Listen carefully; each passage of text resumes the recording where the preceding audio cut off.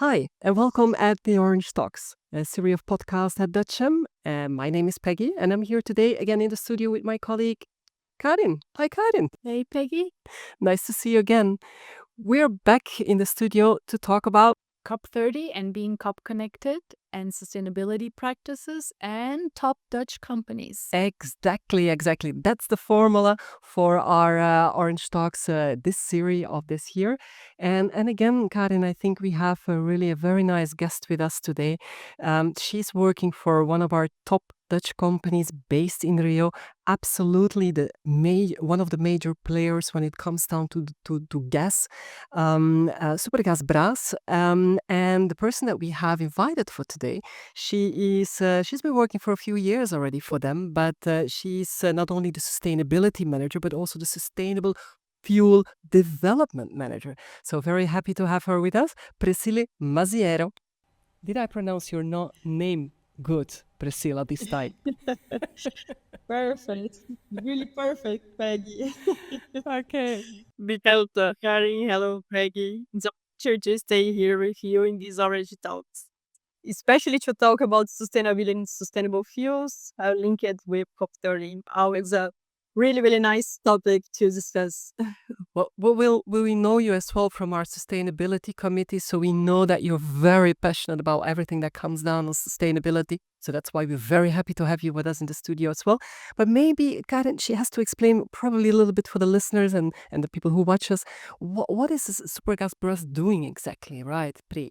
Okay, yes. I always say, Peg, that at least in Brazil, millions of people at least view or have at home a gold cylinder from Supergasbras.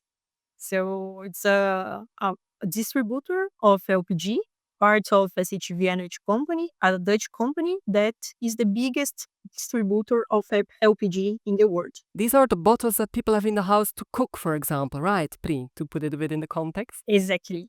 Uh, Exactly. The LPG, it's energy, a kind of energy that we have for the main use for the customers is to cook, but also we have, for example, for industrial applications, for heating or for producing part of the industrial process. But the main part of our distribution is for the cooking purpose. This is the reason that I'm saying that gold cylinders in Brazil we say botijão de gás, or also for the LPG, common, very common known as gás de cozinha. This is the main product that we have here. So just a figures about Supergasbras in Brazil. We are talking about this that our company suppliers at least 10 million Brazilian families with the gás de cozinha that we call it, and at least 11,000 industrial customers. So, and we are in all the territory. We have at least 60 plants and depots around Brazil. Big pictures of Supergasbras here. Oh yeah, both indeed in industry and also for the consumer, for the final consumer. Interesting. There is a lot of things going on how to transform, right, the whole oil and gas industry towards more friendly, sustainable, friendly solutions. It's a transition that will take a long time and is still already in a long time in preparation. How do you see this movement, you as a specialist? As you mentioned, Peg, especially personal, I'm really passionate of this topic, especially when we talk about sustainability and sustainable fuels in our oil and gas company. In the beginning, it was also a question even for myself. We can really talk about sustainability in a fossil fuel company. And here, the main good surprise is that we have big challenge for sure, but also big opportunities in terms of carbon emissions and the reductions of these emissions, right? So, especially, we try to split the sustainability and opportunities for the transitions in two strategies. The first one, when we talk about today, how we can really implement some strategies or some solutions in order to reduce the carbon emissions, thinking about in our value chain. means to replacing fossil fuels from trucks, for example, or for fleet cars through from renewable fuels. Also to replace electricity that we use in our filling plants to process the cylinders and also the product for renewable electricity. So it's the sustainability that we talk, that's sustainability for today, that it's in our hand and ready to implement. And the second strategy that is related with the second transition, I mean, is the sustainability for a coming future. Always I say for future, now we are saying for coming soon. That For is tomorrow, the right? replacement For tomorrow, not for, and even not for tomorrow, for but for today, they tomorrow. say, ne? Exactly. Exactly, Peg. But tomorrow really coming soon. For really, really coming soon. This is the main idea when we talk about the product, because we need to think in general view for the scope 1, 2, and 3 of emissions. Scope 1 and 2 more related with develop value chain, as I mentioned, especially to implement now in short term, and also for tomorrow to reduce the scope 3 emissions related with the origin of the product itself. As we talked, we are a LPG distribution. LPG means liquefied gas from petroleum, that even in the name we carry the surname of petroleum. And the idea is to try to remove the P from the liquefied gas and produce it from renewable source. And then we call it that we are trying to get our transition for the low carbon product to produce the BioLG and distribute there around Brazil. That's great, Peggy. She touched on a subject that I was very excited for Priscilla to explain to us. What is the BioLG and what this sort of fuel, sustainable, renewable fuel, represents for Brazilian population that uses this sort of gas to mainly to cook, which is basic resource. Explain to us, Priscilla, a little bit. How is Supergasbras producing or planning to produce or investing in the production of BioLG, and what is it exactly? How do you take the P, the petroleum, out of it? Exactly. I make the P into a bio. Now you have to give all, not, you cannot give all the top secrets of the company, but probably you can give a little bit of more details on that indeed. No, it's a pleasure always to talk about that, and also a little bit step back that it's in Brazil, it's a quite new topic, but SHV Energy was the first company in the world to commercialize and distribute the BioLG in Europe. So based on the background that we have there and about the product, we are talking about the same final product. I mean, that means that our Brazilian customers will continue have the same performance and the same gas for cook, but this gas will be produced not more from petroleum, but produced for different source, renewable source. Like, for example, used cooking oil, vegetable oils, agro residues, even plastic residues can be used as a raw material to produce the BioLG. So the main idea is to remove the P and put the bio, as you mentioned, like considering different sources. When we talk about these raw materials and the carbon footprint of the product, it will be reduced drastically because the source is now renewable instead of a fossil.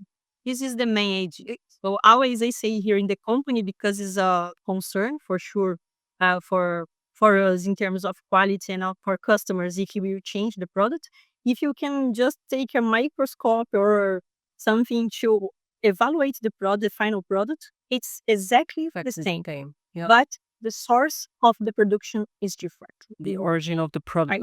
product is different indeed. Upri, what is this unique for Brazil, or is this already something that you already have in other continents, in other countries? Or is this typically for Brazil, this bio? When we talk about South America, it's unique yet, But when we talk about our background about this product, it's already commercialized for SHV Energy in Europe. So there they started the production from other third suppliers. And for us as a distributor, at least 3 years ago, they already have this experience. So their main idea now is try to learn how they implement it there, develop new technologies to bring it to Brazil. Because when we talk about the processing, I will try to don't talk about chemistry here because if not, I start to draw here some molecules. But it's not the idea for that here, I know. But when we talk about the process today, the production of BioLG comes from the green diesel production. The BioLG is a co-product from this process. That means that all the process is optimized to produce green diesel and the few fractions of BioLG is formed. That means that we have just a few volumes in the world for the BioLG, even in Europe. As now we know that the demand of renewable fuels is increasing, we need to develop technologies in order to bring more volume and also yield more in BioLG in Europe and also here in Brazil. This is great to hear, Priscila. And as you mentioned, agro residues, vegetable oils. I'm sure we'll see lots of new innovation. That's redundant, but we'll see a lot of innovation in the few coming years regarding BioLG. Going back, talking a little bit about Brazil again, with all this innovation, investment in technology, how do you see this year's COP as bringing awareness, as increasing the awareness in these sort of subjects, investment in innovation and renewable fuels? Yeah, it's a great question, Karin.